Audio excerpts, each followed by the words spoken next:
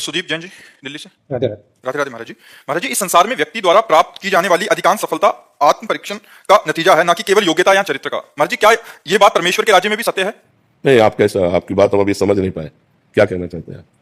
नहीं, इस संसार में आगे बढ़ने के लिए जरूरी रहता है कि अपने प्रयास रहे और वो उसको हम आगे प्रोजेक्ट कर पाए, सबको पता चले कि हम ये प्रयास कर रहे हैं।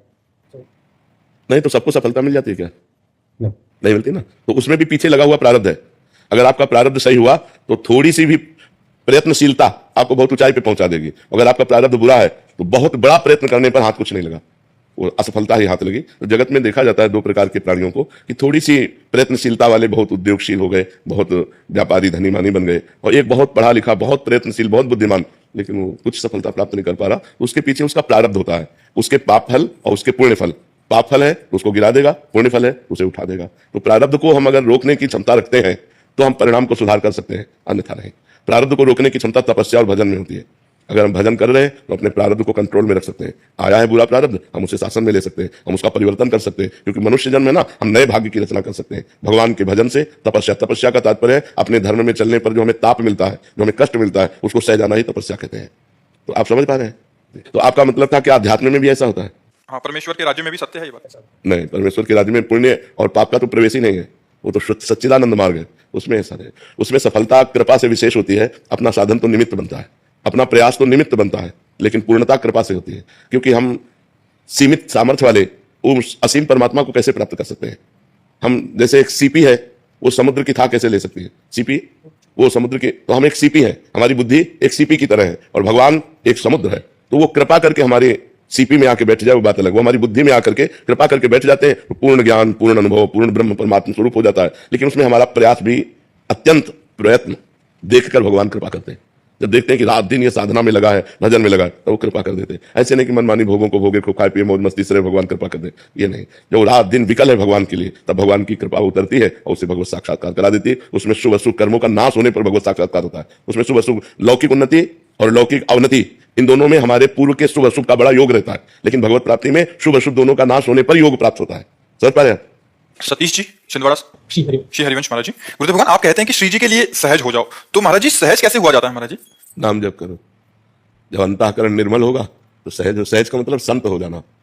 संत सरल चित जगत हित जान स्वभाव स्नेह। संतों का स्वभाव सरल, सहज स्वभाव, न मन कुटिलाई। मन में कोई कपट नहीं, सहजता। सहज का मतलब होता है जो हमारे हृदय में है वही वाणी में है, वही आचरण में है।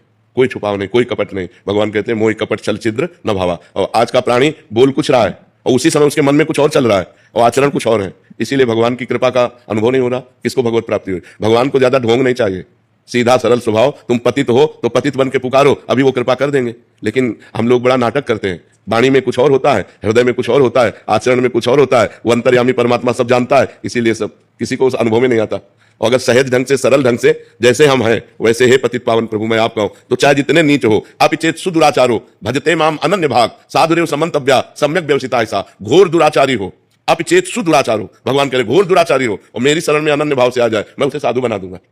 करो सद्य ते साधु सा, और भगवान जिसे साधु बना दे। आप सोचो, एक पारसमणि है और एक जंगहा लोहा है, छू गई तो सोना बन गया। पारसमणि छू गई, सोना बन गया। जगत का निंदनीय पतित आदमी, भगवान की कृपा हो गई तो महात्मा बन गया, जगत पूज्य बन गया। तो वो अंतर्यामी, उनसे क्या छल कपट चलेगा? इसलिए सहज हो जा। और सहज तभी हुआ जा सकता है जब भजन हो। सहज होना सबसे कठिन बात है। क्यों? जो हमारे मन में, वही वाणी में, वही हमारे आचरण में, तीनों को मिलान सहज है। अगर तीनों एक है कि जो बोलते हो वही करते हो और वही तुम्हारे हृदय में, उसे सहज कहा जाता है, वही संत है। नहीं तो प्रायः वीडियो के सामने कुछ और होता है, कैमरे के सामने, और एकांत कुछ और होता है। बोल कुछ रहा है, हृदय में कुछ चल रहा है। बड़ा नाटक है माया का। तो इसीलिए भगवान की कृपा का अनुभव नहीं हो रहा है। अनीता देवी जी। राधे राधे। राधे राधे महाराज जी। महाराज जी, आप कह रहे हैं कि ये जो जप करती हैं उसका पुण्य नष्ट ना हो, बट इनके हृदय में स्वार्थवश भगवान से मांग भी रहती है। कोई बात नहीं, बट उसका पुण्य भी नष्ट नहीं करना। हाँ बिल्कुल नष्ट नहीं करना चाहते तो उसको ऐसे प्रयोग करो कि जैसे आपने नाम जप किया, वो भगवान को अर्पित कर दिया, और भगवान को अपना पिता मानो या भगवान को अपना कुछ मानो, तभी आप मांग सकते हो। नहीं ऐसे कैसे मांग सकते हो? फिर तो तुम्हारे पुण्य के अनुसार ही मिलेगा। देखो, हमारे भगवान के दो विधान है। एक विधान है दुकान वाला, 5 रुपया दो तो उसकी सामग्री ले लो, और एक विधान है घर वाला। जैसे बेटा अपने बाप से कहता 10,000 दो, बाप थोड़ी कहता इसके बदले में कुछ दो। उसको उचित लगा तो 10,000 दे देगा, उचित नहीं लगा तो नहीं देगा। एक है ये संबंध। और एक है दुकान वाला, मेरे ईश्वर की दुकान में सबका जीवन खाता। आप जितना भजन करोगे, मांगो उतना मिल जाएगा आपको। भजन से ज्यादा मांगोगे नहीं मिलेगा। और एक संबंध है कि मेरे प्रभु पति हैं, मेरे प्रभु मित्र हैं, मेरे प्रभु पिता हैं, मेरे प्रभु पुत्र हैं। जो भी संबंध भगवान से, भाव का संबंध, दास्य संबंध, वात्सल्य संबंध, सख्य संबंध, कांता संबंध, सहचरी संबंध, तो उसमें फिर होता है कि देखो प्रभु, वैसे तो आप सर्वांतर्यामी हो, पर आप देख लो हम गृहस्थी में हैं, हमारी बेटी का ब्याह हमारे पास है नहीं रुपया, अब आप व्यवस्था करो प्रभु, आप जहां से चाहो ऐसी व्यवस्था, पक्का समझो ऐसा दूल्हा मिल जाएगा कि ज्यादा धन का खर्चा नहीं होगा, ऐसे आदमी मिल जाएंगे जो बहुत बढ़िया होंगे, वो भगवान सब व्यवस्था कर देते हैं। यहाँ पर हमारा ये समझो भगवान से संबंध पक्का अपनापन से, या फिर भजन इतना, तो एक है दुकान वाला और या फिर बिहारी जी को अपना मानो, कोई अपना संबंध मानो। मेरे प्यारे, मेरे जीवन धन, मेरे प्राणनाथ, बड़ी समस्या में हूं, आप देख रहे हो, अभी समस्या का निदान करो क्योंकि आप ही मेरे घर के स्वामी हो, वो समस्या का समाधान हो जाए। महाराज मन में हमेशा रहता है कि अभी इसी जन्म में हमको महाराज मुक्ति हमको मिली, हम कितना मंगल हो जाए। हाँ श्री जी, परिवार के लिए कुछ ना कुछ मांगना पड़ जा रहा है। कोई बात नहीं, कोई बात नहीं, भगवान का ही तो दिया हुआ परिवार है, उसमें परेशान थोड़ी होना। उनके पास घाटा हो जाएगा क्या? समुद्र से बाल्टी दो बाल्टी पानी निकल जाए तो घाटा हो जाएगा क्या? अरे वो लक्ष्मी समुद्र है, वो ज्ञान समुद्र है, जो चाहिए आप उनसे मांगो, पर उनके बन के मांगो, उनके होके मांगो। सुरभि दास जी, अंडमान निकोबार। राधे राधे महाराज जी। महाराज जी, जीवन में काफी समय ऐसा होता है कि हमें अनैच्छिक विचार आते हैं, इस वजह से स्वयं में गलानी का आभास होता है। जानते हमें लगता है विचार के लिए समय क्यों दिया जाता है? हम विचार के लिए समय क्यों दें? हम नाम जप करें। ओवर थिंकिंग के लिए हम समय क्यों दें? अगर हम ऐसे ही करते रहे तो निगेटिव बढ़ता जाएगा और हमको डिप्रेशन में पहुंचा देगा, हमको परेशानी पैदा कर देगा। तो अगर हमारा विचार चल रहा है तो अच्छा विचार चले तब तो हम उसको अनुमति देंगे, नहीं तो काट देंगे उसे। विचार को काट के राधा राधा राधा राधा राधा राधा राधा राधा राधा, मन कहेगा हमारी बात सुनो, आपको नहीं सुनना, राधा राधा राधा। सही बात कह रहा है तो थोड़ा धीमे हुए, उसकी बात सुन ली, उसकी बात मान ली। गलत कह रहा है, राधा राधा राधा राधा, कृष्ण कृष्ण कृष्ण कृष्ण, हम उसे काटते हैं, हम उस बात को अपने जीवन में थोड़ी धारण करते हैं। देखो मन हमारा जो सलाह देता है वो दो प्रकार की सलाह देता है, एक गंदी और एक अच्छी।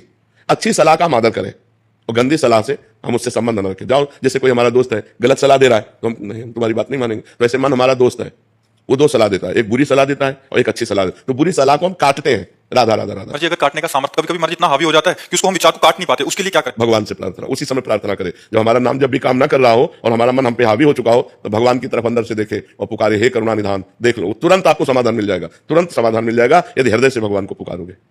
राधे राधे महाराज जी। महाराज जी, मैं अति अधम, नीच और पापी हूं, मुझसे पाप कर्म बनते ही जा रहे हैं, चाहकर भी मैं सही राह पर नहीं चल पा रही, बहुत गिल्टी फील। नहीं ऐसा नहीं, इस पाप वृत्ति के कारण मेरा नाम जब भी हो। नहीं ऐसा नहीं, हमसे पाप हो गए हैं पर अब हम नहीं करेंगे। जब हम जानते हैं वो पाप कर्म है तो हम क्यों करें? हम जानबूझकर क्यों? फिर इसका परिणाम जब आएगा तो भगवान को कोसोगे। एक एक कर्म का परिणाम है, आप जो कर्म कर रहे हो उसका भोग आपको भोगना पड़ेगा। अवश्यमेव भोक्तव्यम कृतम कर्म शुभाशुभम। तुम पाप पुण्य के जो कर्म करोगे तुम्हें भोगना पड़ेगा। दान पुण्य करोगे, दूसरों का उपकार करोगे, सेवा करोगे तो बढ़िया फल आएगा। दूसरों की बेईमानी करोगे, व्यभिचार करोगे, गंदे पाप करोगे तो उसका बुरा फल आएगा, भोगना पड़ेगा। इसलिए हमें लगता है जब हमें पता है कि पाप कर्म है तो हम क्यों करें?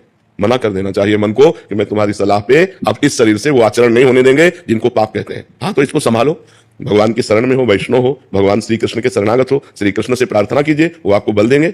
और ऐसे आचरणों के लिए स्वयं मना करना चाहिए। जैसे आपको मांस खिलाया जाए तो आप खाओगे, शराब पिलाई जाए तो फिर व्यभिचार, तीनों एक ही लाइन में तो है। मांस खाना, मदिरा पीना, व्यभिचार करना, जुआ खेलना, हिंसा करना और चोरी करना, ये सब एक लाइन में है।